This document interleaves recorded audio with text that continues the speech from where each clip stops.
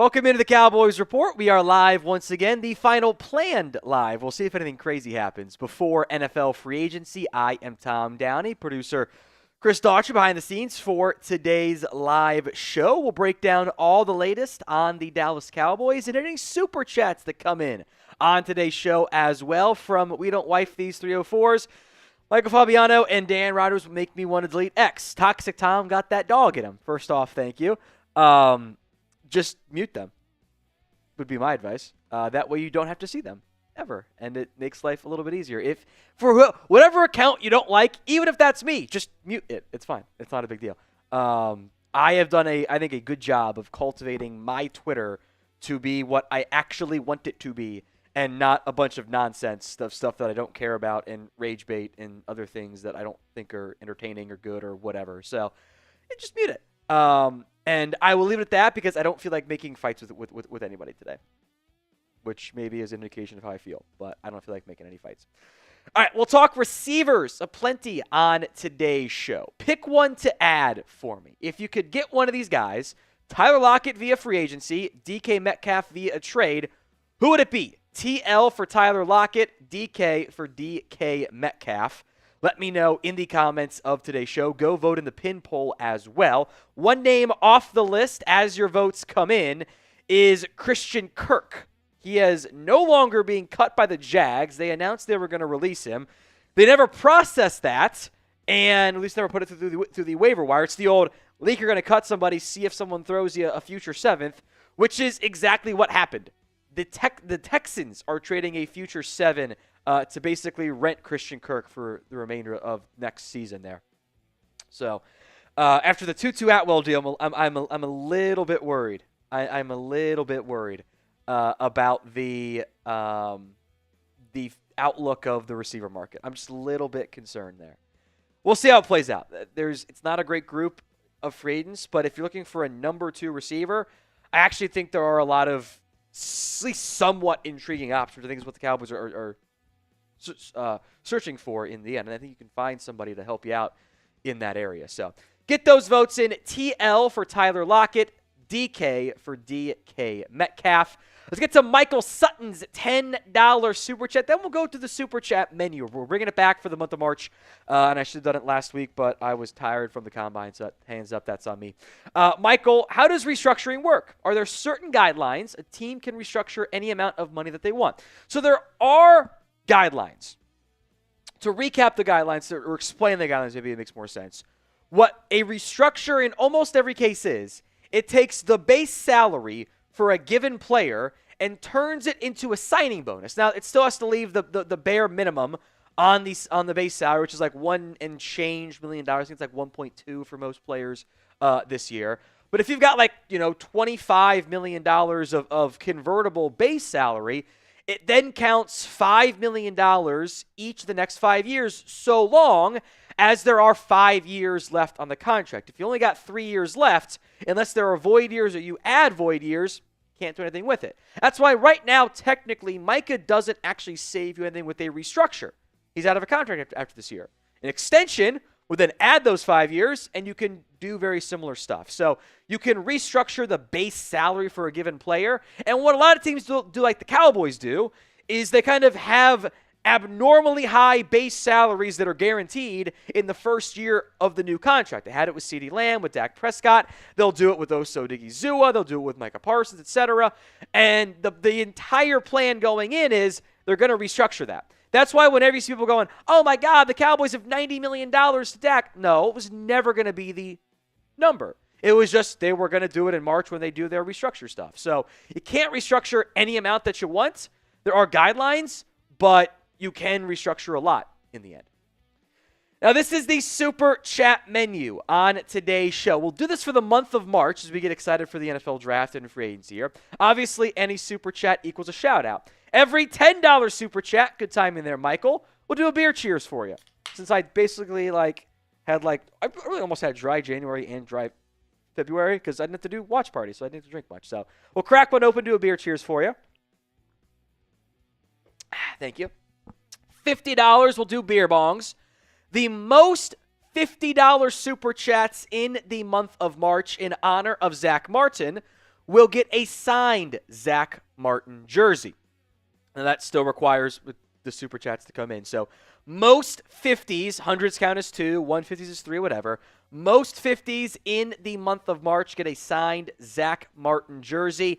And the first $50 Super Chat of every day will count as 2 entries. So you'll double dip on that one, which would be 50 is 2, 100 is 3. We won't double dip for the hundreds there, but most $50 Super Chats in the month of March will get a free Zach Martin signed jersey.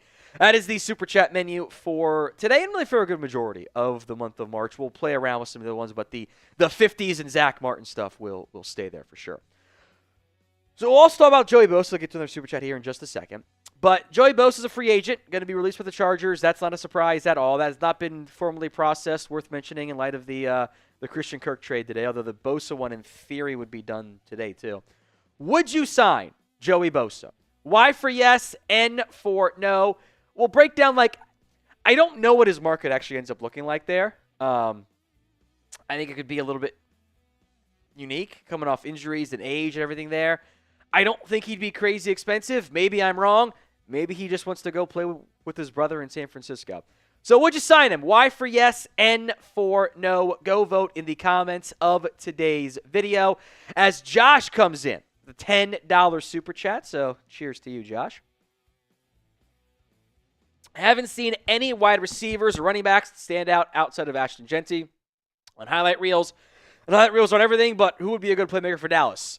I think there's a lot, actually. At running back, Marion Hampton out of North Carolina, Caleb Johnson out of Iowa, both Ohio State backs, Trayvon Henderson, Quinshon Judkins probably all end up going, by the end of the mid-third round at the latest, maybe a little bit earlier there. And then I think even at running back, the further down you go, you've got really intriguing pieces too. I think he's a deeper option, but I think Jaden Blue offers some big-time explosive playability. I think Cam Scadaboo's a fun power runner. Dylan Sampson offers some juice. I like R.J. Harvey from Central Florida, Dylan Sampson from Tennessee, DJ Giddens from Kansas State. I'm a big fan of Bashal Tutin. I warned you guys that Tutin was going to impress the combine, and he did. And now he's kind of jumped up boards. Brashard Smith is a fun piece out of SMU. Jarquez Hunter from Auburn. I mean, Ollie Gordon was once viewed as a potential first-round pick that ended up kind of sliding down there. There's a lot of just really good backs. That's before even getting guys like Raheem Sanders and Trevor Etienne and Taj Brooks and the Michigan guys. There's a lot of really good backs. Receiver-wise, I am a big fan of Luther Burden out of Missouri. Matthew Golden from Texas is a damn good player. Emeka Ibuka as well from Ohio State. I am a big fan of Elke Amanor and Trey Harris as my bigger body receivers. Jaden Higgins fits that mold. There are fans for Isaiah Bond and Jack Besh from Texas and TC respectively.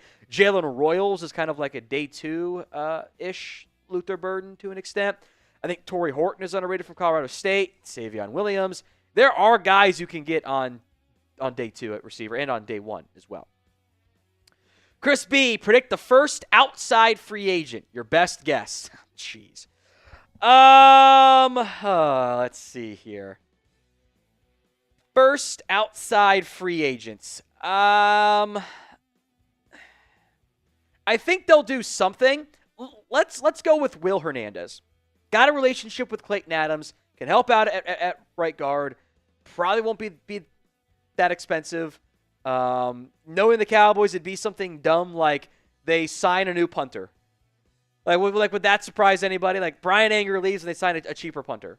Like that, that wouldn't be a huge surprise to me. On one hand, they have to do something in free agency. Like they have to if they want to be competitive. They haven't said they want to do stuff though. It's like I don't really know what the actual outlook will end up being for this team. From We Know Wife, these 304s, have you ever got Centraled? Not by NBA Central, which if you don't know is there's an NBA Central account that good aggregator of actually decent stuff and of combining everything at once. And there's NBA Centelled. Instead of Central, just Centel, and it puts out fake stuff. I'll be honest though, when I saw the Luka Doncic stuff, I thought I was getting Central. I absolutely did. Not by Central, but I've gotten not different parody accounts I haven't seen before that low-level followers, people trying to be serious and get me there. All right, speaking of outside free agents, how many did the Cowboys end up signing this offseason, this free agent cycle? We'll call it between now and the NFL draft. That's your little month and a half, almost 2 months really window. Let me know in the comments section of today's show, how many outside free agents do you believe the Dallas Cowboys will end up signing? Then we'll hit Chris B, Super Chat, run through the Super Chat menu one time as well. But how many outside free agents? I see 5, 2, 3, 5, 1, 3, 2, 3, 4 fourth string players. 4, 2. We're all in. -2. Or maybe just means 2. 1 from Chris B. Gary Raven says 3. Teddy Drake says 3. We'll update. We'll break down a lot of these names you guys are suggesting here. 4 to 5 at most. 5. 3, and they'll be guys we hardly know. For this exercise, Ronald Jones counts. Royce Freeman counts. It's concerning, right? Chris B, if they don't do anything, 8 to 9 wins max. I don't disagree. You can't expect to just save everything with a first, a second, and a third round pick. Even if you're trading down, like you're not gonna have enough. You're just not going to. Now, if you are ready for us to start today's live show, show it by liking the video for me right now on today's video. 50% like ratio. I'll always do a free beer bong. We are not close to it. We are not even to a 25% like ratio there. Now, as a reminder before we get into today's show, this is the Super Chat menu. Any supers a shout out on the mailbag or not. $10 for a beer cheers, $50 for a beer bong, and the most 50s in the month of March. I will give out a signed Zach Martin jersey in honor of the retirement of a future Hall of Fame guard in Zach Martin. The first $50 Super Chat of every day, or if you're watching on demand for some reason, Super Thanks also eligible for these. That's only fair. First $50 Super Chat of the day equals a double entry, so you get two count for you in the end. Rajanik, you see the report that the Jones boys likely won't draft a running back at 12. I will say stay tuned for the upcoming segment we're about to get into.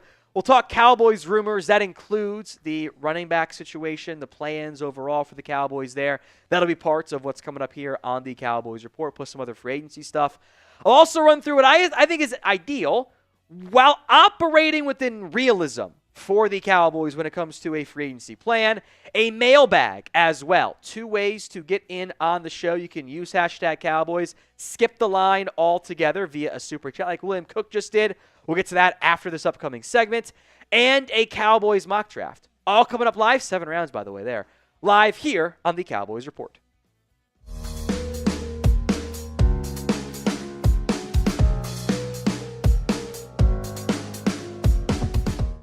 The updated sub numbers are in, and we've lost some ground against the Commanders Report in the month-long sub battle. We are now once again down by just over 100. I think we can still catch them. In fact, I know we can catch them. You want free Cowboys videos, including live free agency coverage? Hit that sub button for me right now. Let's talk free agency here. Tyler Lockett and DK Metcalf are both available, although in different ways. Metcalf via trade and Lockett via free agency. He is released, or at least set to be released, by the Seattle Seahawks.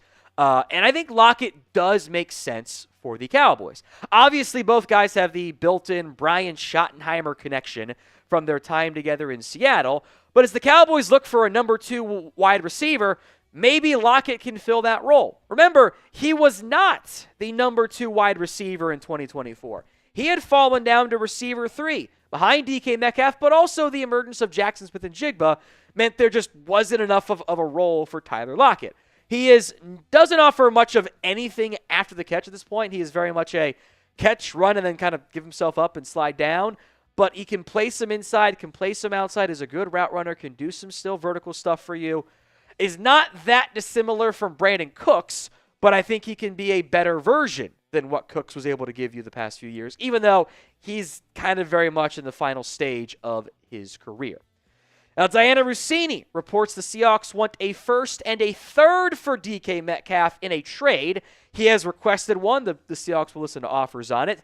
And Metcalf wants $30+ million per year on a new extension, which is kind of a problem for the Dallas Cowboys. And I think a lot of teams. I don't know of any NFL team that actually wants to move a 1, a 3, and pay DK Metcalf $30 million per year. In a bubble, DK Metcalf is kind of what this team needs. He's a big body, outside vertical threat. He definitely plays more finesse than I would like. But at that cost of the trade and the contract, not only should the Cowboys probably not have any interest, I don't really have that much interest at that cost for Metcalf. For a player that I think at this point, this is who he is. The stats you see on screen, that's who he is. That's valuable. 1,000-yard receiver is valuable. $30 million? Don't know about that one. So pick one to add. TL for Tyler Lockett or DK for DK Metcalf. Which one, knowing that the money's involved and everything there, which receiver would you rather add? TL or DK? Let me know in the pinned comment, actually, of today's show. The outcomes here on YouTube. Take advantage of it. Head down there and let me know.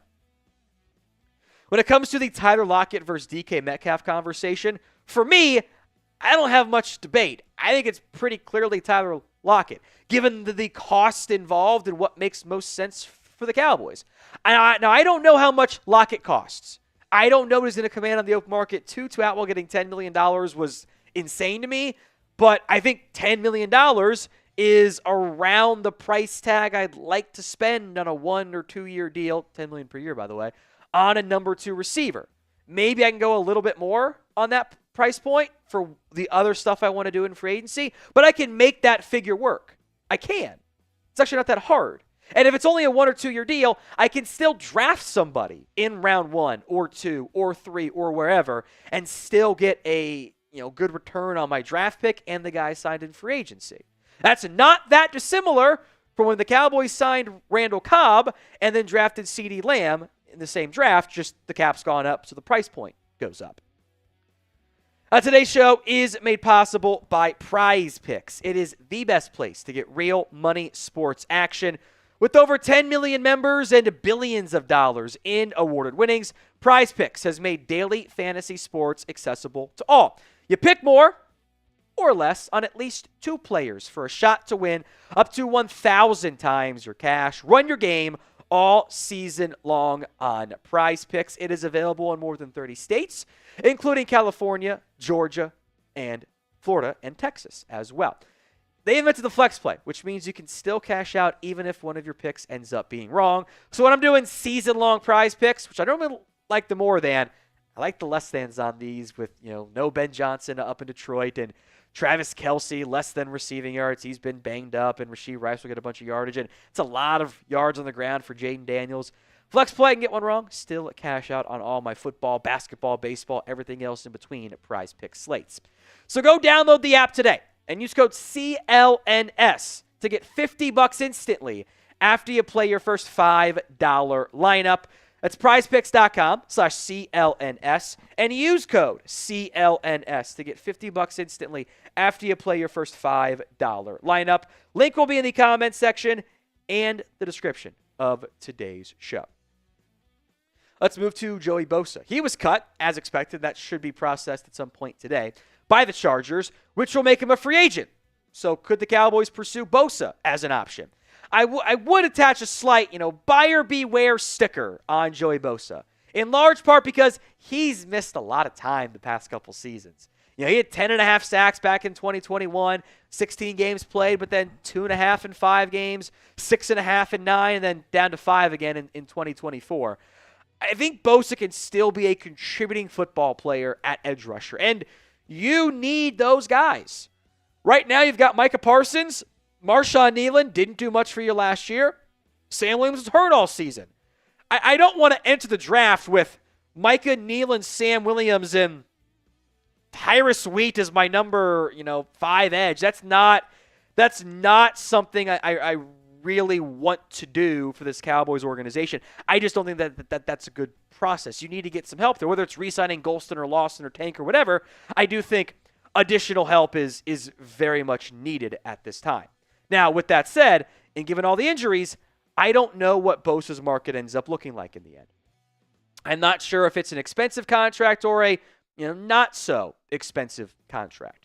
But I am down to add him I think that would be a shrewd decision from this organization. Again, it just makes sense to do that. If the money works out, maybe he wants to go to San Francisco and play with his brother. I can't blame the Cowboys for missing out if that ends up being the case. But you should call. That's what a smart team does. They call. They pick up the phone, and they don't let agents come to them, which is what the Cowboys have a tendency to do. So would you sign Joey Bosa in free agency? Y for yes, N for no. Let me know in the comments section of today's show. Y for yes, N for no.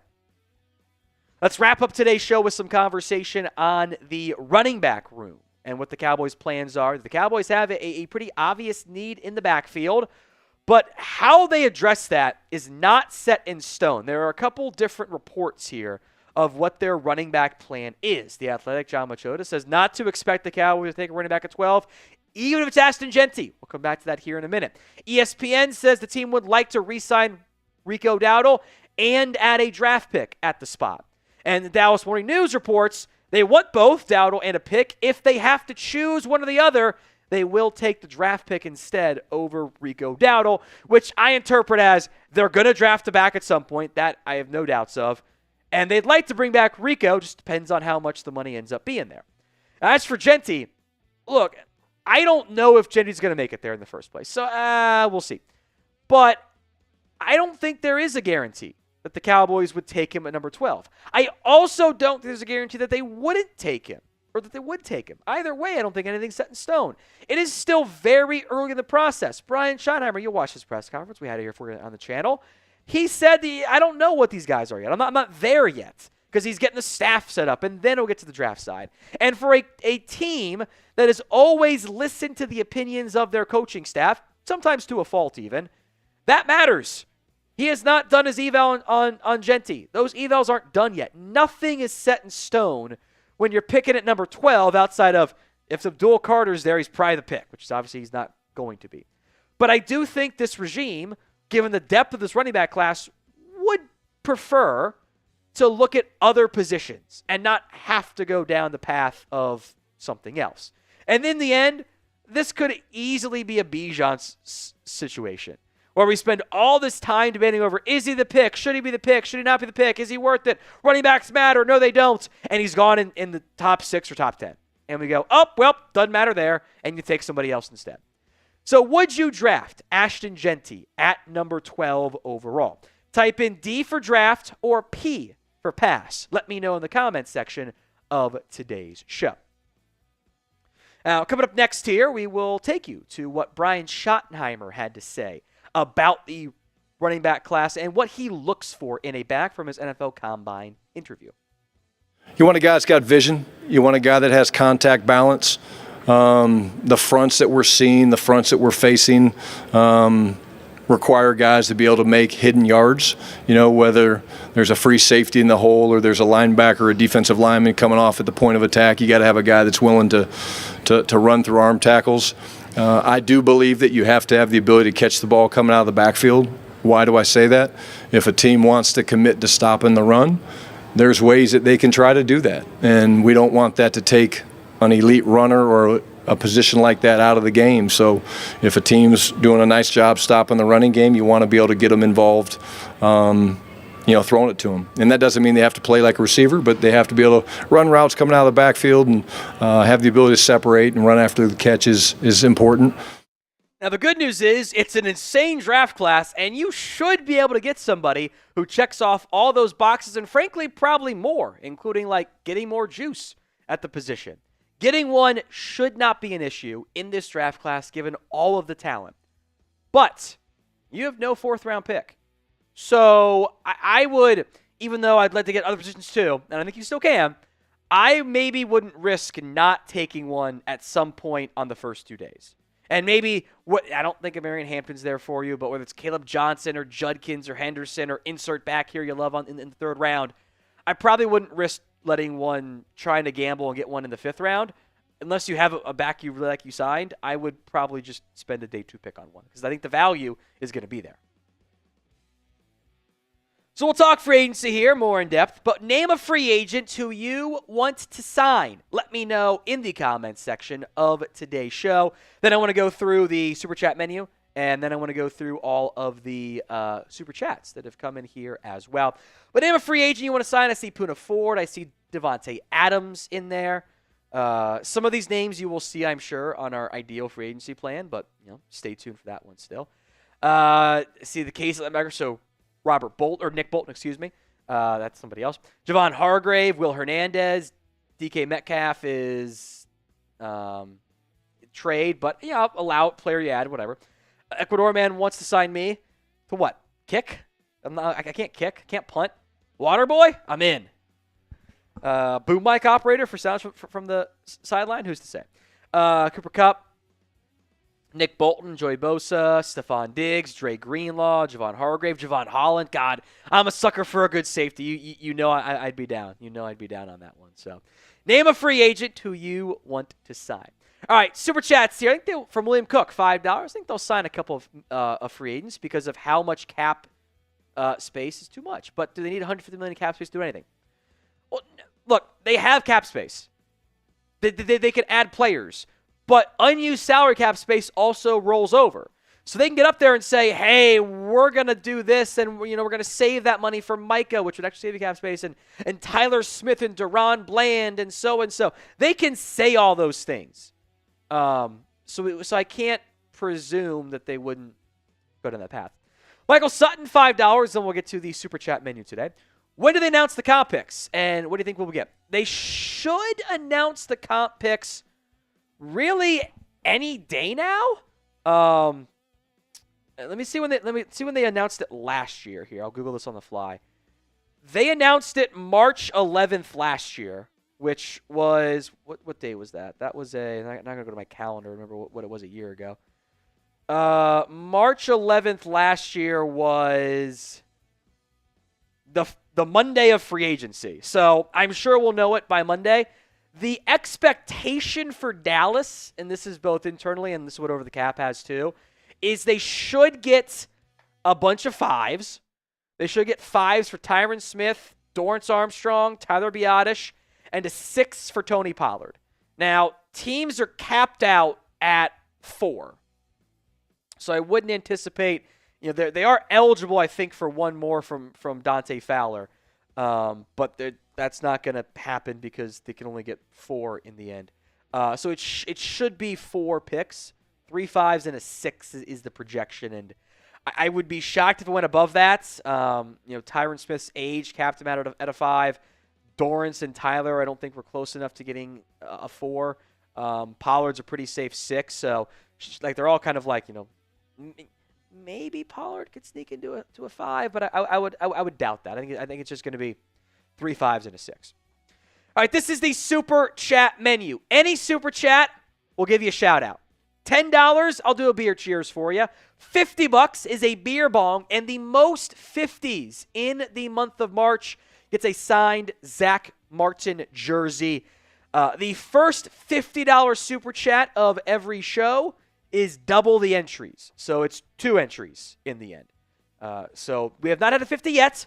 So the double entry offer is still available. Plus, I'll do a beer bong for it as well. That's for the most 50s in the month of March. Get a signed Zach Martin jersey. All right, Zeno's saying Jerry saved nearly $56 million of cap space and plans nothing to do with it. Imagine if Dak had what most teams would help out their QB. I mean, you can look at what the Eagles do. Eagles just paid Zach Bond big money. The Cowboys paid Osa big money. You know Philly was going to do more stuff, though. The Cowboys have top 8 salary cap space. Spend it. Otherwise, it's just kind of, what are you doing? Zeno, why are the Cowboys always linked to big names and then never attempt to get them? Last time Jerry did it was 2018 for Amari Cooper. Yeah, a couple reasons. Clicks. Clicks are part of it. Agents know that if you link the Cowboys, it gets more attention for their player. And that could drive up the cost as well. It's just sometimes players doing a bit look, DeAndre Hopkins was telling people he wanted to be a Cowboy when he was in Dallas. The Cowboys didn't want him. And then Hopkins was like, I never wanted to be a Cowboy. Well, you did. You just got rejected, which, kind of worked out, kind of didn't in the end for both sides, I guess. But, it's just how it goes. We've seen it time and time again. And what bothers me is when media does, Jerry wants to make a splash. They don't make splashes anymore. We don't wife these 304s. Seattle wants a 1 and a 3 for DK like I want to date Sidney Thomas. There you go. Chris like that one. Yeah, I don't think you're getting a 1 and a 3 for DK Metcalf. I think that's insane. My hot take is I think a 3 is better value for DK Metcalf than a 1 and a 3. I think with the money involved and kind of what DK is at this point, like I don't love that in the end. Rajanik, $5. I think Tolbert can be more than a 3. Was having a great year before the Dak injury. I just think we need a receiver haven't given up on JT. Okay, that's fine. I've seen growth from Jalen Tolbert. I think the type of number 2 that I want, I don't know if he can truly be that, though. So that kind of makes it a little bit, makes me a bit reluctant to fully think he can be that. But if you want to add somebody and let them compete with Tolbert, whether it's a draft pick or a free agent, awesome. I'm fully on board with that one. Raphael, however you pronounce it, Calvin, I'm terribly sorry. $50. Let's do a beer bong. That is the first 50 of the day. That is 2 for the Zach Martin signed jersey month of March battle. Calvin's got 2. He has the lead then. Appreciate that, Calvin. He do a show focusing on defensive and offensive that are available. If you mean free agents, we do have those up. We've got the top 25 or 30. It was 30, right? Top 30 offensive free agents, top 30 defensive free agents that are – I also, ignored, they're not going to throw money at T. Higgins. So, I didn't go down that route there. We have that up there, and we will do it on the draft as well. We will – he meant linemen. There are a bunch of linemen included in there, but I'll see what I can do. Also might be if they haven't added anybody, after the first 2 days, we could definitely break it down more in depth on that. Some linemen are on that offensive and defensive list, but I'll see if I can't add that to the show schedule as we get forward along into free agency. I think that could, if they add a running back and a corner and a linebacker, then it's they're going to look at these spots, and maybe then we can do that. That could very well be in the cards, Calvin. Thank you. Beer bong going up. Why is this bent this way?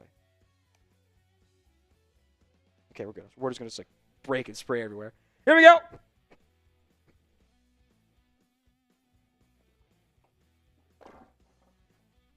Ooh. There we go. Excuse me. Thank you, Calvin. $50. Appreciate that. Morbin Jordan. Dallas should have gotten Kirk, but he's a Texan now. Yeah, I mean, if you want... Honestly, I actually don't know if Kirk's the type of guy I wanted. He's a slot receiver. I want to continue to use Lamb some in the slot. I don't love Kirk on the outside as much. But I don't hate that idea necessarily either. There are still plenty of receivers out there who you can still go out and acquire, and you're not going to believe it, folks. Anthony McMillan coming through with not a 50, not a 100, not a 150, but a $200 super chat. Anthony McMillan. That's 4 taking the lead in the signed Zach Martin jersey. Anthony's always lurking. We know he's always lurking, waiting to do something crazy. Here he's coming through with a $200 super. I need 4 beers and the fan on because I'm going to get a little overheated as I continue to drink. Everyone spam AM in the comment section of today's show. Ecuador Man says belch. Yeah, I'm going to be burping a lot during the next couple segments of today's show. Anthony McMillan, $200. Everyone spam AM in the comment section. My guy delivering. Haven't really drank it all past month, and now we're just doing 4 beer bongs in a row. That's how it goes sometimes, baby. Thank you, Anthony. Chris is grabbing the beers. There we go, yeah. We are out of the hard Mountain Dew, so now we're doing leftover White Claws, which I don't like that much, but I guess it is better for me in terms of the alcohol content. What's the hit on these? 5%? Okay, that's the same. What's the calories on the hard Mountain Dews? 0 sugar. Okay, this is the same. Okay, so it's actually not better for me at all. It's the same. All right, let's crank out some beer bongs here then. And should we stagger them or do them all at once? Stagger or at once? Vote in the comments. Pace and space or full bore? All right. Everyone spam AM in the comments section of today's show. Echo Dorman says better than that non-alcoholic Heineken crap. I have not had that. It sounds nasty. Because also Heineken's not good either, as far as I'm concerned. So let's bring on producer Chris here with the reset up studio mic. See if it works right. Yeah, it sounds like it's coming in good. It's good. So. It's good. It's good. Okay. Man, Anthony McMillan, type AM in the comments, baby. Always coming out of nowhere for us. I was going to say you could just double it up and do 2 and 2 in each one, but... Oh, it would have been a good idea. But I actually don't like that as much. I feel like the White Claws are a little bit easier to get down than one of those Miller Lights, too. I don't want to do the Miller Lights. I didn't figure. That's why I grabbed the White Claw. I don't want to do the Miller Lights. I want to do the Miller Lights for beer cheers, maybe. Maybe. The Millers are too bubbly. They're too hoppy. Not that there's a lot of hops in them anyway, but there we go. Excuse me. All right. Here we go. Everybody's spamming their chugs in there. I like the Mountain Dews better. There's still one more in there if you'd rather have that one. Yeah, let's bring that in. I just wanted to get you both. I'll end on that one. I mean, we should drink these because we bought them. I just don't like them. All right, thank you, Anthony. Got 2 more. Let's go to some other super chats that come in. Drew DTX. If we were to get Joey Bosa, who plays on the right, or Trey Anderson, who plays on the left, would be Micah most likely opposite them, or would it be easier to rotate Micah with having most of the snaps? Well, I'll say this. You're not going to get Hendrickson. I don't think the Cowboys, and I get it, have any interest in paying Hendrickson what could be near $30 million to then, rotate snaps and or to pay Hendrickson $30 million, give it a 2 for him, and then pay Micah $37 and pay $65 million per year to 2 edges, one of whom is old. I don't think that's going to happen. Bosa, though, possible. I think if for the most part you'd line up Micah opposite them, but there will always be rotations. Micah plays at a very high snap count that's kind of really surpassed by Max Crosby and not a whole lot else, because Crosby's an insane Iron Man. But those guys would both be out there quite a bit. Should I merge? I kind of want to mix them. That's a terrible idea. That's a terrible idea. What am I talking about? That's a terrible idea. That's like the worst idea ever. Raspberry orange, different. No. That's just that's the nonsense talking. That's nonsense. All right, I got 2 more here. We don't wipe these 304s. This girl wants me to take her to a high-end restaurant, but told her there wasn't enough pie. There's enough pie. And the end result is you didn't get anything afterwards either, huh? You had a regular date that didn't end the way you wanted it to as a result, huh? I like the analogy. That's a good analogy, though. I like that one. All right, let me do that one here. Gonna be it's gonna hit me in the 5th segment. I'm just gonna be or 4th segment, just be like, I'm not here. Let's do it. All right, 3, 2, 1.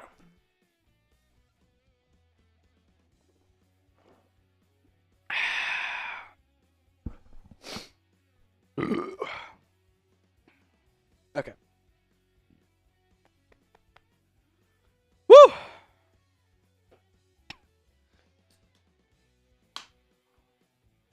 Imagine telling 18-year-old me in college, hey, this is going to be your life. This is going to be your job. Said, I just want to do sports. I'm sure I've told this story before, but I originally was when they're asking me where do you want to go to college? And I said, D1. And they go, and my counselor was confused. What do you mean D1? He's like, you're not a good enough golfer. I'm like, not for that. But I just want to go where there's D1 sports. And he was so confused by that. And I'm like, I don't want to go to some shitty D3 school with no sports.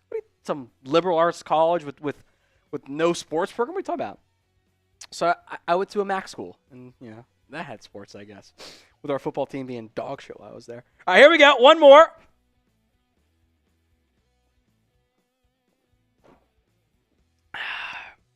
All right, Chris, can you read this name for me?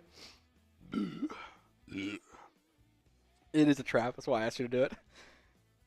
Oh, gosh. Ivana CUP. Got him. You didn't get me. I knew it was a trap. It's a trap name. It's funny. Number 12 for Miles, 44 for Hampton, 76 Savion. If you can make that happen, cool.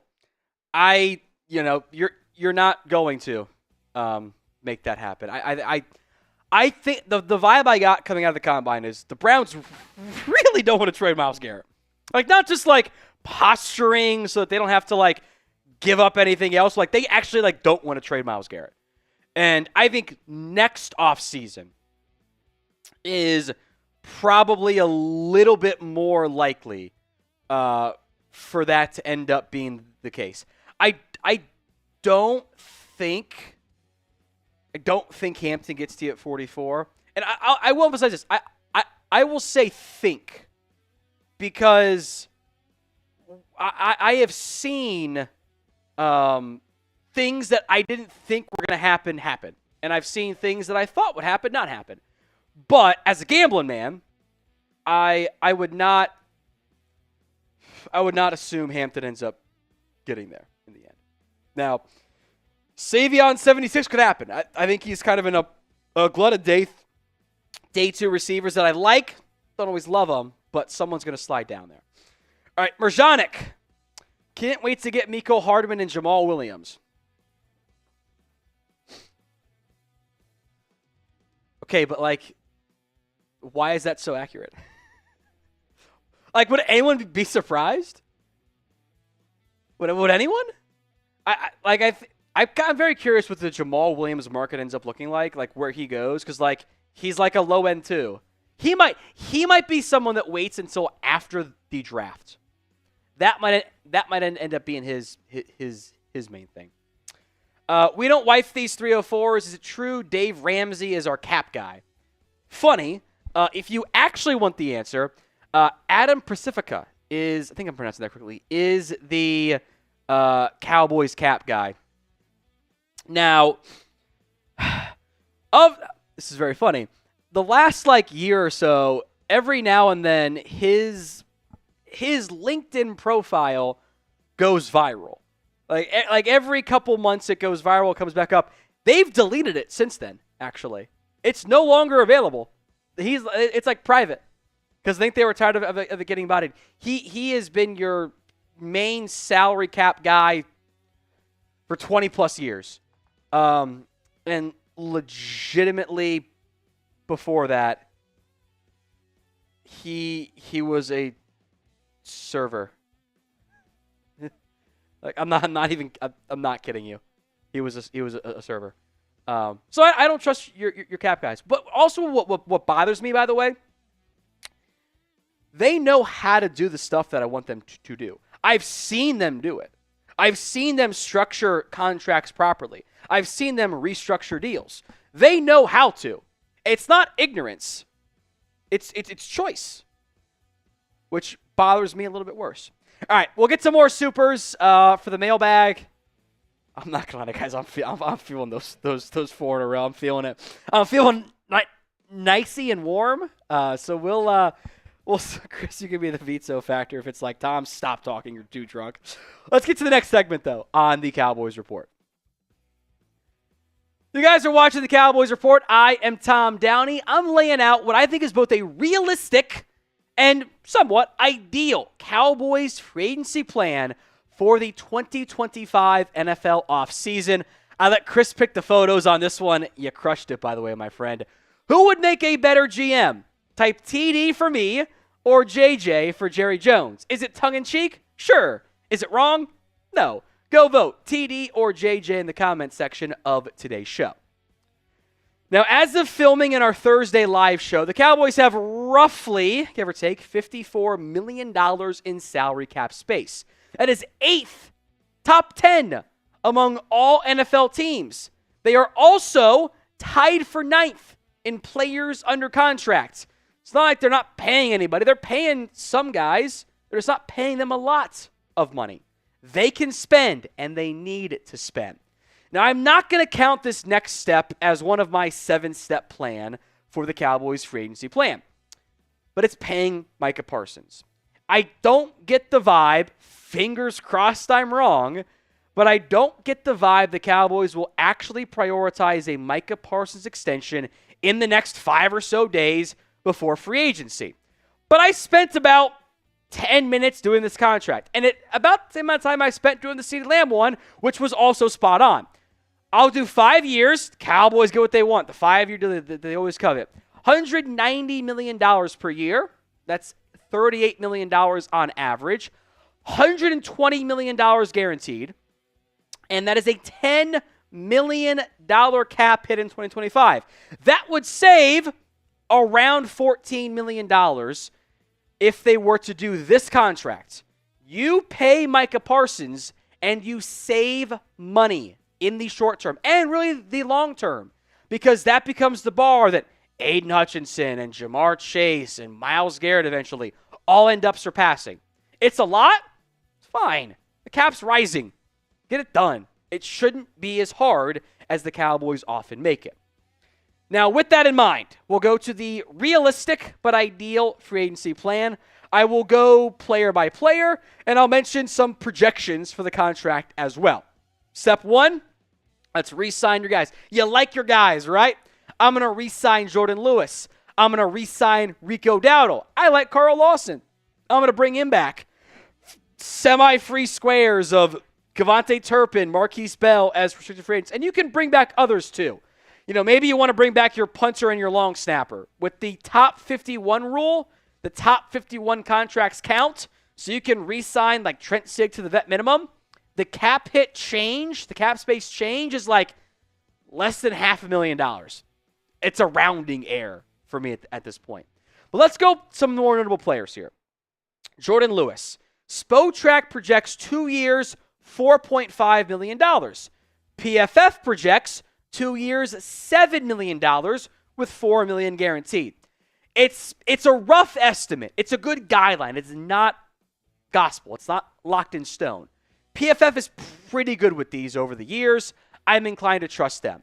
Rico Dowdle. Spotrac projects 1 year, $6.2 million. PFF projects 3 years, $15 million, with $8.5 million guaranteed. Again, those are rough ballparks for what those guys are going to cost. Now, that is different than their cap hits, and we use PFF for both of these. I think the Jordan Lewis year 1 cap hit, $3 million. Rico Dowdle, $3 million. Carl Lawson, I kind of think that 1 year, $3 million range. No one wanted him last year. Bring him back for that. Turpin and Marquise Bell, those are the RFA tenders for second-round tender and right of first refusal tender. I can get all of those cap hits on my books and have around $36 million in salary cap space. It's a lot of money. That's a lot of money to spend on the open market before I potentially save more by extending Micah Parsons. But even with re-signing some of my own guys, I have the ability to go out and be selectively aggressive with talent. So with that in mind, how many outside free agents will the Dallas Cowboys end up signing? The answer is low, I get it. Let me know in the comment section, the pinned comment of today's show.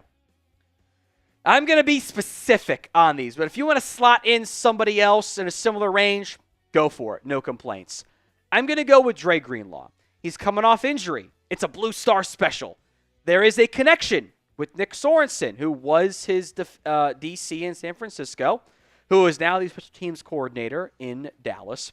And for all these guys, I will show what the PFF contract projection is. Now, PFF projects 1 year, $6 million for Greenlaw. You're buying low, coming off the injury. I'm all for this. I saw how good Dre Greenlaw was when healthy. I'm looking for a stopgap option that if he plays great, maybe I can extend him next offseason. So I will let Eric Kendricks leave, and I'll bring in Dre Greenlaw for like $3.5 million more on my salary cap. And then I've got Overshown once he's healthy, and Greenlaw, and Leofau. And I feel pretty damn good about my linebacking core. And if I want to cut Damone Clark, I save $3 million. I like that one. Number 3. I've done this one like a lot over the past 3 years. Maybe it'll work this time. I'm going to sign Poona Ford in free agency as well. I have Oso Odigizua locked up long-term as my 3 technique. I still want a veteran 1 technique. I think Poona Ford is a perfect fit for that. He's become a journeyman defensive lineman over the years, bouncing around Seattle, Buffalo. He was awesome in LA, and he has consistently been a lower level contract player. PFF's projection, 1 year, $3.5 million. You can add void years if you want. I'm just going to assume it's just the full cap hit on 1 year. $3.5 million for Poona Ford. Now I'm not banking on Mozzie Smith being a breakout player. If he does, great. I've got 2 nose guards. If not, I've got Poona Ford to play a bunch of snaps for me. Let's go to offense finally. Number 4, Will Hernandez, the offensive guard. There's the obvious connection here with Clayton Adams. He's also coming off injury. Again, it's the Cowboys. I'm trying to be realistic. They love to win the deal, right? They love doing that. Hernandez was playing pretty damn well before he got hurt. And he was effusive in his praise of Clayton Adams. So if the money's tight, if the money's close, maybe Dallas wins. The PFF projection is higher than I thought, but it's 2 years, 9.5, with only $3 million guaranteed. So I'll assume a $3 million cap hit, which really becomes it's a 1 year, cut him if you need to afterwards. He can plug right in and replace Zach Martin. You know, Zach Martin's going to retire. I guess actually did retire officially, I should say.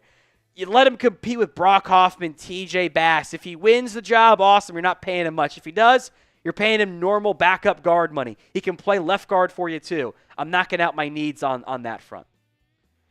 Number 5, I was going to go with DeMarcus Walker, but I also know how the Cowboys operate. And they love I call this the Will McClay special. The former highly touted was almost a Cowboys legend draft pick, Kayvon Chasen, who finally showed growth. He finally took a step forward this past season. He had 5 sacks this past year with the Las Vegas Raiders. He began to look like the guy that I kind of always thought he could be. I was kind of high on him coming out. He looked like that guy this year. And again, it's cheap. This is, in many ways, the new version of the Terrell Basham contract. 2 years, $6.8 million is what Spotrac projects. The guaranteed's also probably about $3 million, so you can sign him for a year and then potentially cut him as well. And I look at this edge rushing room, and I go, okay, you got Micah. I'm hopeful about Marshawn Nealon. I want Sam Williams healthy. But if I go Micah and Nealon and Sam Williams and Carl Lawson and Kayvon Chasen, it's not a superstar room, but there's a lot of growth there. And I can still draft somebody if I want as well. I want you to name a free agent who you want to sign. So far, I haven't gone very expensive. Intentionally so. I will have some expensive names coming up here after this break. But let me know a free agent who you want to sign. Let's right a wrong. Let's go sign Charvarius Ward, the cornerback from the 49ers. Ward was once a Cowboy. The ill-gotten trade, the infamous trade of Parker Ehringer, who didn't make any impact at all for the Cowboys, for Ward, a UDFA, was a colossal mistake. I don't know when Trayvon Diggs will be healthy. I know that there is some frustration from the Cowboys front office. Ward is coming off a limited season because he didn't get to play because of the tragedy he suffered off the field. I have not spent much money in free agency. PFF projects a 3-year, $43.5 million deal, $25 million guaranteed. That's a rough cap hit on the high end of $8 million. I can make that work. I can re-sign Jordan Lewis. I can have Deron Bland. I can have depth for I don't know when Trayvon Diggs will come back. I can bring Kalen Carson along slowly. Travarius Ward is a dog at corner. I am a big fan of his game. If I can fix my wrong of trading him away in the first place, in a cornerback market that I don't see a lot of good value options, maybe I spend a bit more and go value options at other positions. Now, that still leaves around $15 million in salary cap space. All these projections kind of factor in, draft picks and everything too. So I've got one more spot I want to address. Before we get to that, we will be live for NFL free agency. Come hang with us. Hit that sub button, youtube.com/Cowboys TV. If the Cowboys do stuff, we will react to it. If they don't, we will vent about it. Number 7, I would like to, and I'll go choose your own adventure here. I will sign a veteran wide receiver. I would like to get one of these, so I don't have to draft somebody in the first 2 rounds. My question is this, and I don't know what the answer is. I will admit that. Can I find one for $10 to $15-ish million? It allows me to not have to take one, but if I want to take one, I can. You are filling needs and not having to force draft picks in round 1 and round 2. If not, I could probably get someone in round 1, round 2. I don't have that many needs I want to fill. We'll talk about that here in a little bit. But there are options. Now, I suspect Devontae Adams probably going to be too expensive. I'll mention him. Lockett's a free agent. Amari Cooper, Stephon Diggs, Hopkins, Marquise Brown really intrigues me. Buddies with CeeDee Lamb, has done the mercenary thing, didn't get paid a lot by the Chiefs, might not be as expensive. If Cooper Kupp gets cut, that's one for me. Darius Slayton fits your outside vertical threat role. Keenan Allen, can he do some outside stuff for you? Elijah Moore, if he can do that too. I think there is the potential, maybe you play a bit of a waiting game, but I think you could find a veteran wide receiver that fits your budget. Although I will say, Tutu Atwell getting $10 million does concern me with what this receiver market could end up looking like. So I want honest feedback here, because I can take criticism, unlike the Jones boys at times. Grade my Cowboys free agency plan. A, B, C, D. I try to keep it realistic. Let me know what you think. A, B, C, D, or F. Now look, I didn't fill all my needs. I want another back. I could take that guy on day 2. I probably still want to get another receiver. I also want to get another DT. That could come in the 5th round potentially. But what I think this does, it allows me to do what the Cowboys do best. That is draft the best player available in round 1, regardless of position. That is my goal every free agency. Let me take the best player on my board in round 1. It's been a couple years since the Cowboys actually were able to do that. All right, mailbag coming up next. There's too many beers. How did I do? It was all right. All right. Yeah, it was too many beers. I won't lie to you guys. That was too many beers. Let me sip some power right here. Get your questions in via hashtag Cowboys or Super Chat.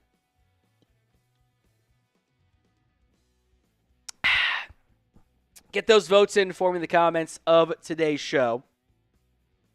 Hashtag Cowboys or like Drew DTX and Mark did. Get your comments in via Super Chat on today's show.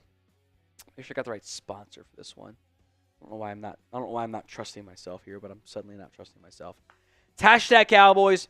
Skip the line altogether via Super Chats. Yeah, I got prize picks on this one, right? Yes, I do. Sweet. Okay, we're good to go there. Get them in. Hashtag Cowboys or Super Chat. I will make note. Plenty of super thanks we'll get to on today's show. So if you really want to ensure you get on the show, make sure you guys Super Chat. From, I guess we can say McAsshole? I guess we can say that? I don't know. Might be limited on the YouTube side. The question is, this was in reference before Osa signed. Where did two $10 million DTs look like? DJ Jones and BJ Taylor, $10 million, 2 for 1. The DT market in general has skyrocketed. I don't know what those guys will get. Like, in a bubble, 10 million sounds great for those guys. They might get 15 or more. Like, Osa at 20 is barely cracking top 15. That's what's kind of crazy to me. From Joshua, would it be wise to keep Dak, again, it's given before the news of the restructure, at $90 million here, or swallow the pill to make it the remaining years more palatable? My mindset is this. I want to win now. I don't care about the 2029 cap hit. I will restructure every year of Dak Prescott's contract, and I will eat the giant cap hit, the dead money hit, when he's off this team, and I'm bad, and I will tank, and I will get my top 5 pick and go draft whatever 17-year-olds lighting up high school right now. Like, that's what I want to do. I think that is a better plan than always trying to find this middle ground of 10 wins and not risking it all to win more games. Now, this came in via Super Thanks. We will always show your Super Thanks here on the channel. It's a feature on YouTube.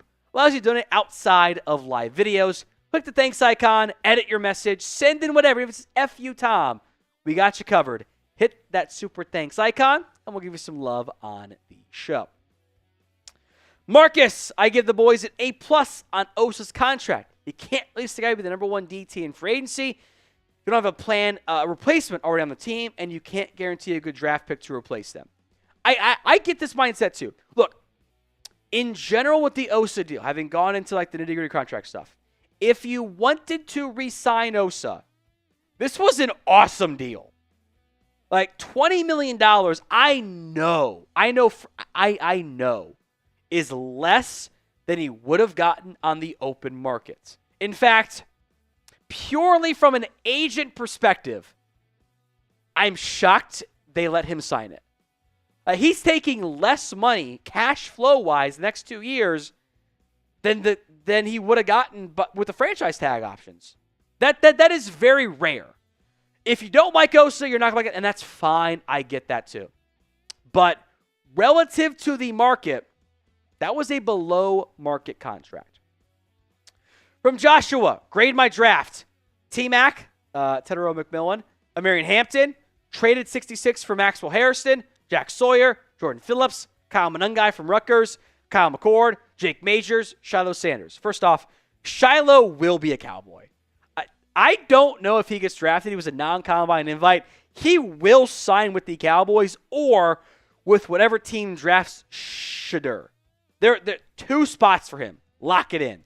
Look, if that happens, I might throw a big ass pizza party.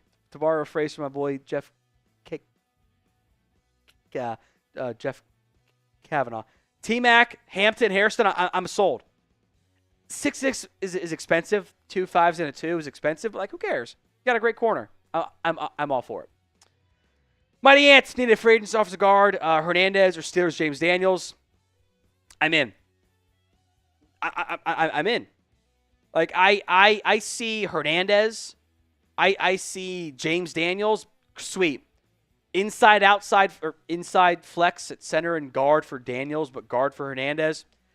Either of those guys, I'm like, sweet, I feel great about my guard spot. I'm locked in. I don't need to draft somebody early. Now, in general, I want you to name a player who you want to add this offseason. Let me know in the comment section of today's show, what player do you want to add this offseason? Drew DTX. It's a bit of a reach, but any ideas on QBs would take on day 3+? Maybe Howard with a horrible combine performance, LOL. It's a great question. Let me pull up my draft notes here so I'm not missing my grades properly. Look,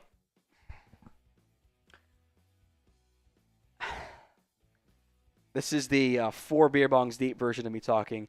I don't like this quarterback class. I am not a fan of it. Like, period. I don't have any first-round grades.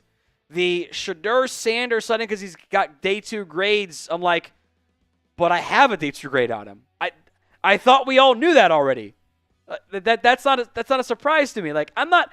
Jackson Dart top 10 is nonsense. Like, what are we doing out here? I'll go alphabetical order. Max Brosmer, I've got a UDFA grade on out of Minnesota. We'll take him day 3, sure, whatever. I've got like late day 2, early day 3 grade on Jackson Dart. He's not going to be there for you anyway. Quinn Ewers, I got a 5. Fix his footwork and let's talk. That man throws the ball like this too often. Throw it like this. Have your shoulders square, man. Come on, it's not that hard. Dylan Gabriel, I got like it's really funny and almost scary. Like, I do all my stuff, like I get my comps in there, and I keep seeing Daniel Jeremiah and I having the exact same comp.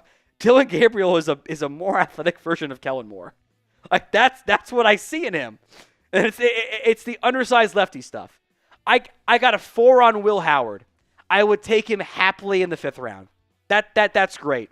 I've got less athletic Jeff Driscoll, more athletic Ryan Fitzpatrick. I got a late day 3 on Riley Leonard because he has issues with the forward pass. I am intrigued with Kyle McCord in the 5th. I got CJ Beathard, kind of low, mid-end, Jimmy Garoppolo, high-end. That's high-end, and you don't have the coaching staff for that. Curtis Rourke, I've got like a 7. I don't love him that much. Shedeur, I got a 2. He's Teddy Bridgewater, who I loved coming out, by the way. Tyler Shuck, I've got like a 5th. He's Gen Z Brandon Whedon. Like, the film's good, but he's also ancient.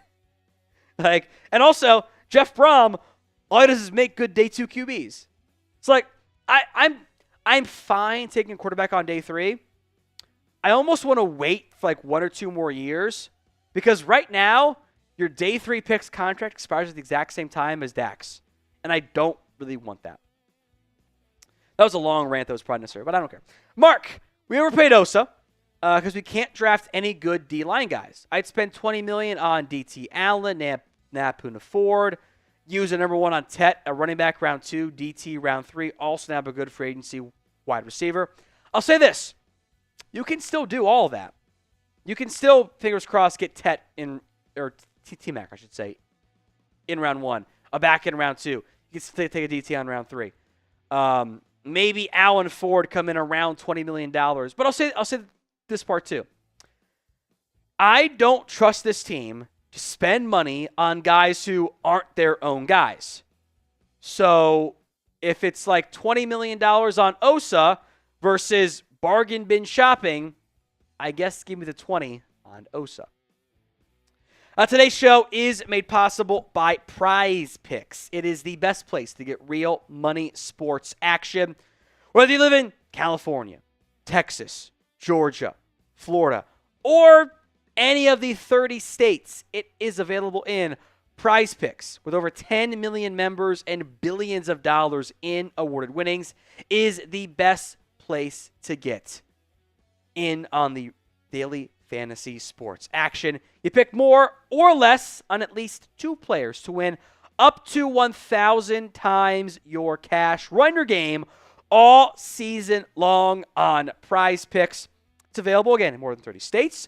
I always advise the flex play. If you get one wrong, you're okay. You can still cash out. You can double your money, even if one of your picks does not hit. The football Prize Pick slates from one of the guys here at Chat Sports: less than Jared Goff passing yards, less than Travis Kelce receiving yards, and less than Jaden Daniels rushing yards. I kind of actually love all 3, which I like the more than in most cases, but in this case, I'm all aboard the less than options. Go download the Prize Picks app today. Use code CLNS. That's prizepicks.com/CLNS to get $50 instantly after you play your first $5 lineup. The link will be in the comment section and the description of today's show. It's prizepicks.com/CLNS. Use that code, use the URL to get $50 instantly, win or lose, after you play your first $5 lineup. Rajanik, not Cowboys, but thoughts on Jackson Dart round 1 buzz. Look, as a Cowboys fan, I hope he goes top in the top 10. Nothing would make me happier. It pushes somebody down good. I got in an argument with an unnamed other media person who comped Jackson Dart to Josh Allen, and I'm like, what are you doing? I'll say this, and I don't want to start fights with people because there's a lot of good people who don't do this way. My mindset is this.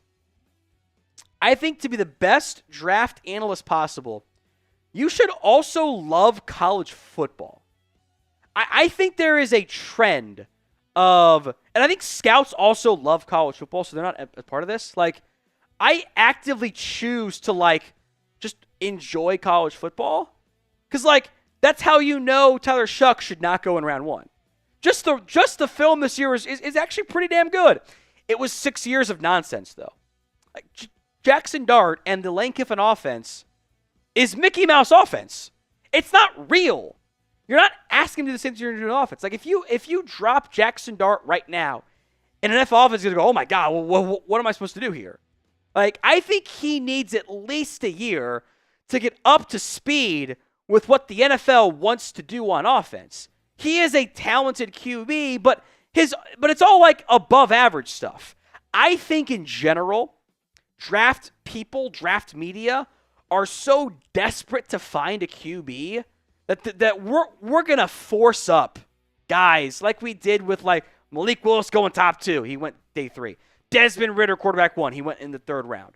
That's what this class reminds me of. When it is not on time, when it is not perfect, he's not reading it. He's not reading it properly. Like, he isn't asked to do that kind of stuff. Go watch the Florida game and tell me he's a top 5 QB, top 5 pick a QB. I don't buy that at all. From Rico, odds the Cowboys trade down in round 1. Kind of high, you know, it's March. We'll see what happens, but, like, I would not be surprised at all. You know, if T-Mac's gone, I would not be surprised if they move down. I think you're playing a fine line, though, because I only have a handful of round 1 grades this season. If you trade down, it might be into your round 2 picks. If you had a round 1 grades, then trade down. It's fine. Also requires someone else to want to move up. But much like last year, I would not be shocked at all. So predictions. Will the Cowboys trade down in round 1?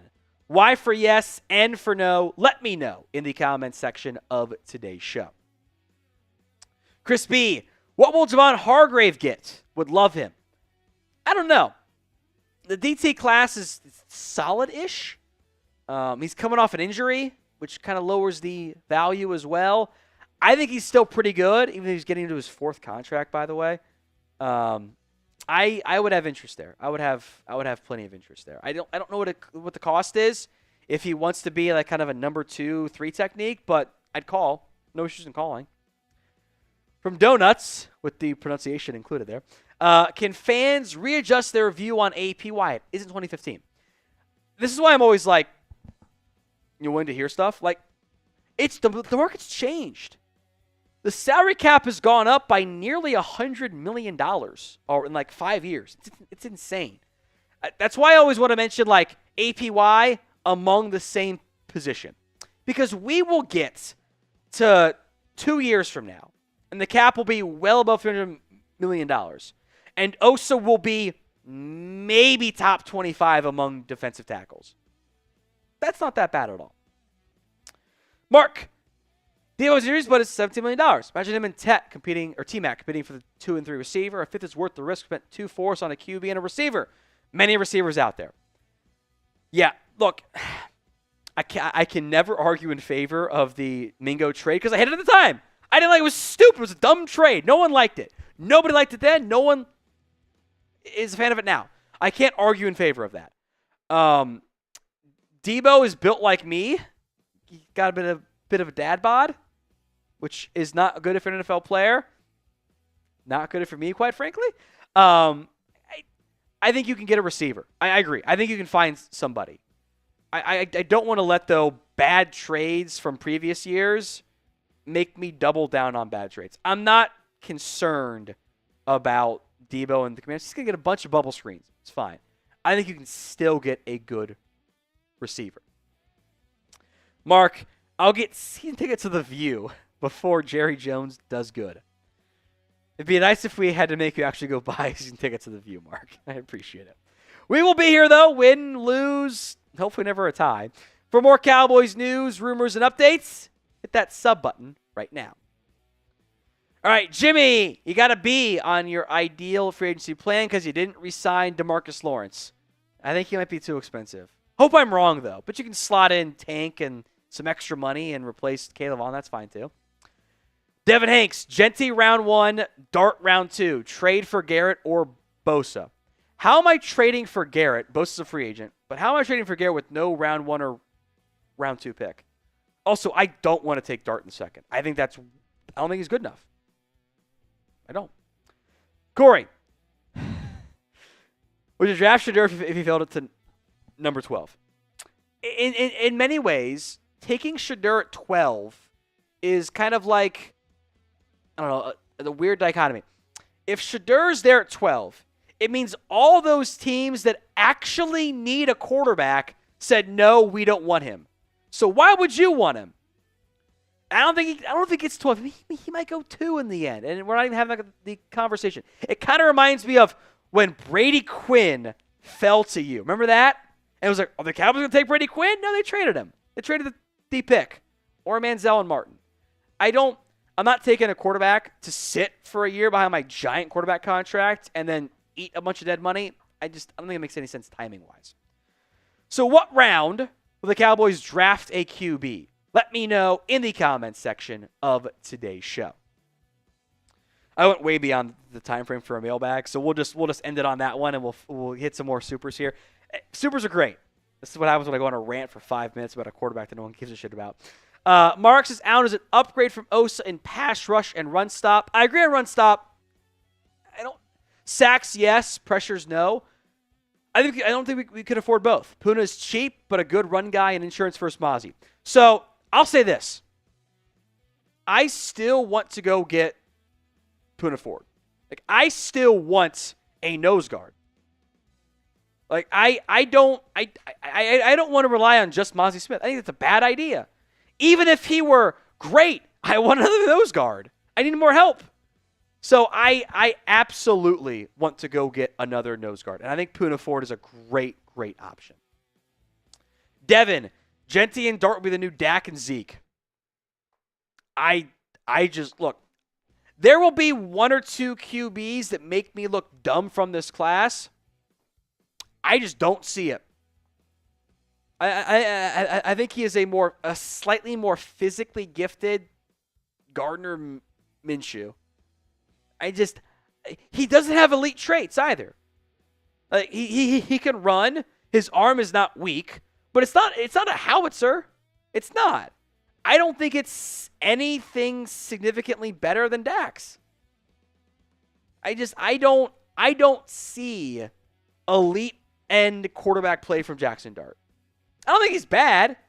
He'll probably be QB3 over Jalen Milroe. Maybe it ends up being Milroe, who has the traits, but consistency's a mess. He might be a back in the end. My Mike Vick comp might stick with him. Genty Zeke, sure. Year 1 Zeke, yeah. Okay, if I'm wrong, I'm wrong. I don't see it with Dart. Deep ball success, but that was a lot of schemed up stuff. He can run, he can move.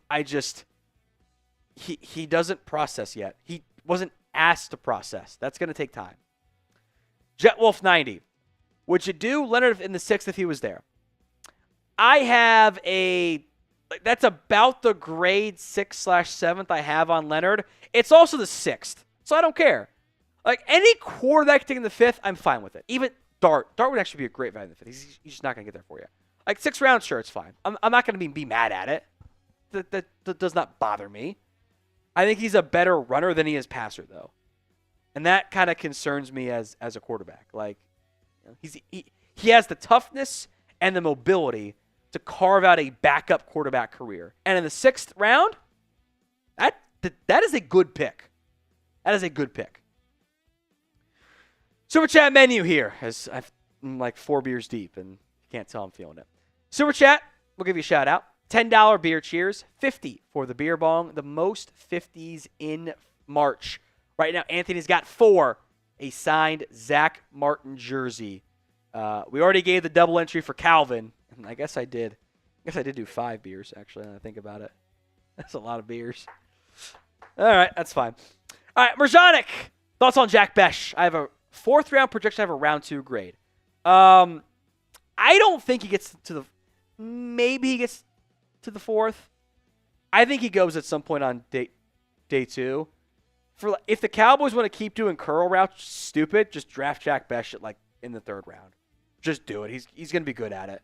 He's not a premier athlete, but I am a fan of his game.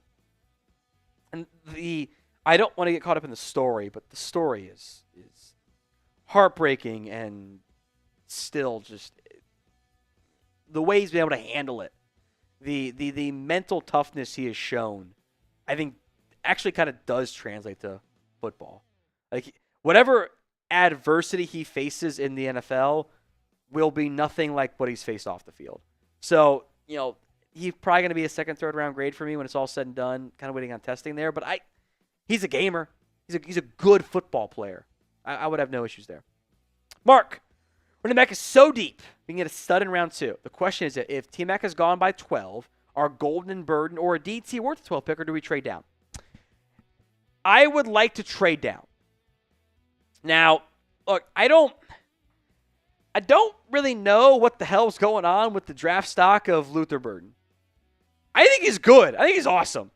And yet I keep seeing insider mock drafts like Field Yates and Daniel Jeremiah of late round 1, early round 2. I don't get it. I think he's awesome. I take him at 12. If I could trade down to get him or Golden, sweet. I don't. DT-wise, I've got Harmon after Kenneth Grant as my DTs 2 and 3. I don't love those guys at 12, but there's not a lot of guys I love at 12 that I know for certain will get to me at 18 or 20. So I might just stand pat. But I bet one of those guys falls to you. I am not as high on Walter Nolan. And if you love Nolan, then maybe 12 makes sense for you. But I saw a lot of inconsistency there. I saw him put up 2 games with, let me check my notes here, 2 games with 13 pressures and 6 games with 0 or 1. And that doesn't make sense to me at all. Alex Mack, should the Cowboys sign Joey Bosa? If the money's right, sure. Let's do it. I'm down. You probably lose Tank Lawrence, but that's fine.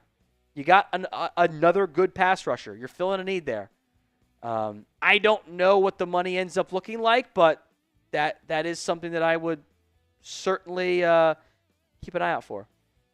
I would have no real complaints about potentially adding Joey Bosa in free agency. I would not be bothered by that one at all. I think that would be a pretty good sign.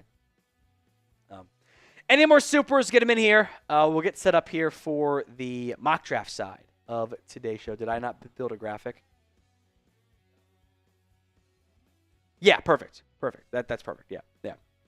I did not put in the script what I actually built for the show. So hands up, that's on me. We'll get to the 7-round mock draft here for the Cowboys next.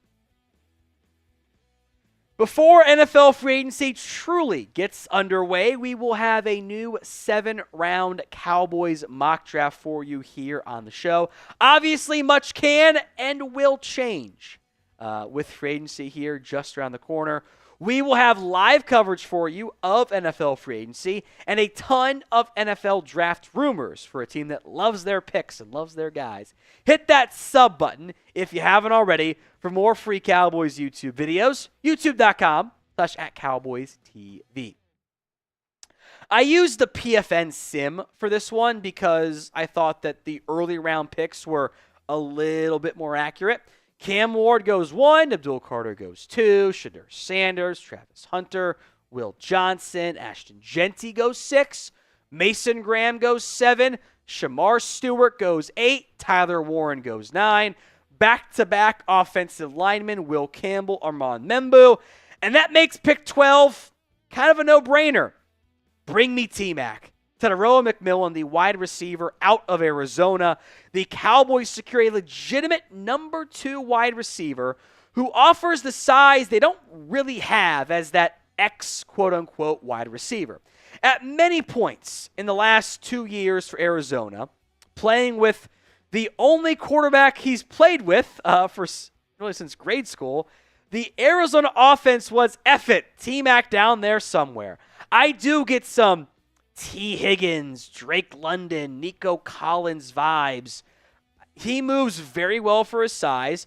The top-end speed is not elite. It's probably in the mid-4.5s. He can be a bit stiff. But for a player of his size, he moves very well. Adding him to your offense, and he offers far more yak than you'd expect, and he played some slot as well, I just think is a no-brainer. I'm not going to overthink this guy. Athletic testing notwithstanding, like this is just a no-brainer for me. Other guys who were there, obviously all your other receivers, including but not limited to Luther Golden, or Matthew Golden, Luther Burden as well. Michael Williams, I think the Cowboys kind of like. Jalen Walker was there. I love Jahdae Barron, but for now, not going to go corner early. Josh Simmons was and Kelvin Banks too, were your next best offensive lineman. So let's say that T-Mac was the pick at number 12 overall. Give me your one-word reaction to that selection. Go to the pinned comment. Let me know right now in today's show. All right, some recent round 2 picks. So we get to the second round here. Tate Ratledge is gone. Isaiah Bond. Marion Hampton goes. Honestly, I'll say this. If Hampton fell beyond round 1, I might move up to the top of round 2 to get him. My picks are an issue there, but I would consider it. Xavier Watts, Donovan Ezeraku there. I wanted to go realistic, so let me go with the Blue Star Special. Javon Revell, the cornerback out of ECU, a very talented player who I think would have been a round 2 pick if he hadn't torn his ACL early in this past season's draft. Or past season, I should say. If he's healthy, that's a steal. Now, he got beat for some big plays this past year, but you can also go back to the 2023 stats, and it's awesome. 44.2%, 250 yards. He is a classic outside corner. He was playing out of his mind. He's a good tackler, by the way. He doesn't miss very many tackles, has an elite story. He couldn't touch the combine. He is a plus athlete as well. He allowed some chunk plays, but he's got some good size. At times, I want his head to get around the ball better. This is a Cowboys Blue Star Special that solidifies your cornerback room on the outside. It's a great value in the middle of round 2, or early mid of round 2, I should say. Now, some others who were on the board in that second round. Donovan Jackson. No Hampton, but Caleb Johnson was there. I am gambling that a back falls to me in the third. I will acknowledge that. Ariante Ursary. Jack Sawyer, another corner. Trey Amos was there. Benjamin Morrison went first, but I also strongly considered Benjamin Morrison in this range as well. Now, today's show is made possible by Tushy, the modern bidet.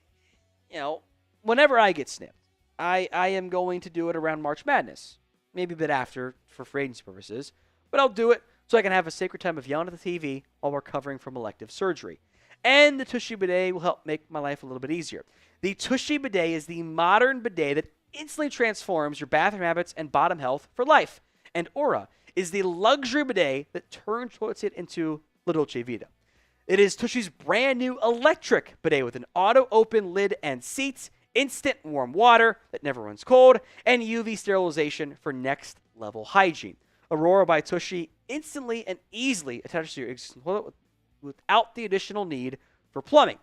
Instead of wiping with TP, Tushy pristinely removes 99% of bacteria while protecting your natural skin barrier with one natural ingredient: fresh water.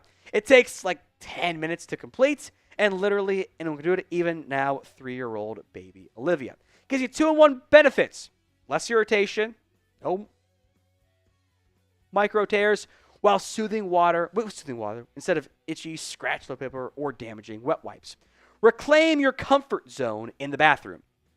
For a limited time, you guys get 10% off your first bidet order when you use code CHAT at checkout. That's 10% off your first bidet order at hellotushy.com/chat with promo code CHAT.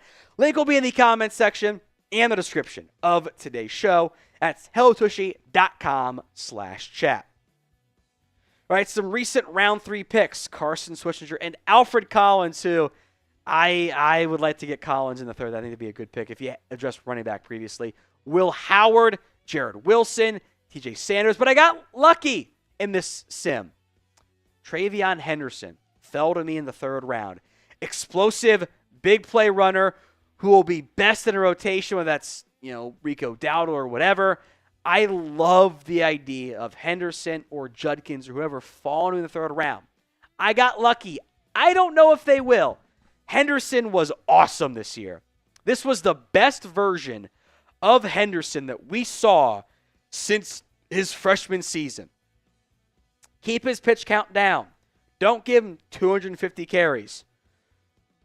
Let him be explosive. 4.43 40-yard dash while being above 200 pounds and great vert and broad jumps.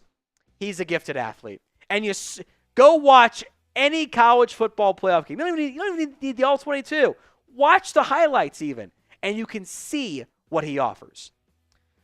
So what round, because I think they will, what round do you think the Cowboys will end up drafting a running back? Let me know in the comments section of today's show. I didn't really consider another back another player beyond a back in the 3rd round, but Mason Taylor was there, Kyle Kennard, and assuming guys like Tez Johnson, Omar Norman Lott and his hilarious neck was there in the 3rd round.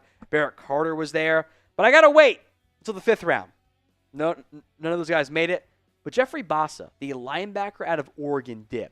Now, I think his best fit in the NFL is as a weak side linebacker. We can kind of run, chase, and pursue. I thought he impressed at the Senior Bowl. I think he's done some very good things in his college career at Oregon. I think he can even be a better pro than he was at college. And the 4.63 40-yard dash with, not the best arm length, but not bad either. 31 and 3/8 arms. It's not bad at all. Not the biggest guy, but I want someone to help me out as a backup linebacker, assuming I sign somebody, and help out right away on special teams. Bosa can do that. I also want a developmental 3 technique, assuming I draft a nose or sign a nose guard to help out Mozzie Smith. I'm going to go young, old, young, old. Aeneas Peebles. I am a fan of his game. And in fact, in many ways, kind of reminds me of Osa Odigizua. He's undersized. He's not that big. He's kind of light, but he is productive. He gets pressures, even if he's not the best finisher. In the fifth round, I'm all for this. He's not very big. He's 6 foot, 282, short arms, but he is a good athlete. Kind of overcame undersized profiles with his combine testing. Day 3, I'm all in on that one. The vibe I get is the Cowboys would like to draft a quarterback. Will one fall? Who's to say? Dylan Gabriel in the 5th round, though, I'm on board with that one. In many ways, he kind of does remind me of a more athletic Kellen Moore. Lefty QB, a lot of experience, successful at the collegiate ranks, but just doesn't have the physical traits.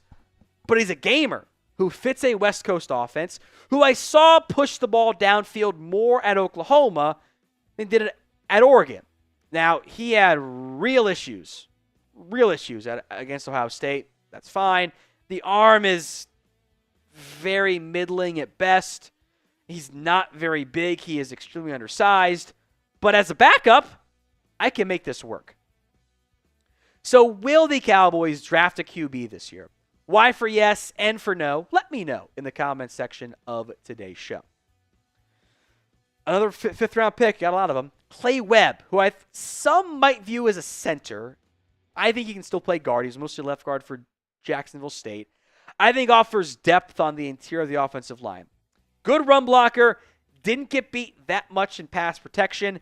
Does, again, have some physical limitations. 32-inch arms is not great. But he had great athletic testing. Again, there was a reason why Georgia signed him coming out and then went to Jacksonville State. He could have jumped to the FBS level again, but he chose to stay there. And I give him some credit for that one too.